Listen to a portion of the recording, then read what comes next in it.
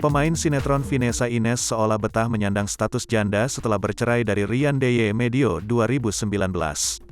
Meski jarang pamer foto dengan pasangan baru, Vinesa Ines mengaku sudah tidak jomblo. Vinesa Ines mengaku sudah punya kekasih. Pacarnya itu bahkan sudah dikenalkan Alvaro Alano Enzio, anak Vinesa Ines dari pernikahannya dengan Rian Deye. "Pacar, sudah ada," kata Vinesa Ines ketika ditemui di sela pesta ulang tahun Alvaro Alano Enzio di Play Park Kemang, Jalan Kemang Timur, Mampang Perapatan, Jakarta Selatan, Kamis, tanggal 10 Maret tahun 2022. Janda muda berusia 25 tahun tersebut belum bersedia menjelaskan identitas pacar barunya. Sejauh ini Vinesa Ines dan kekasihnya sepakat menjalani hubungan serius. "Siapa dia?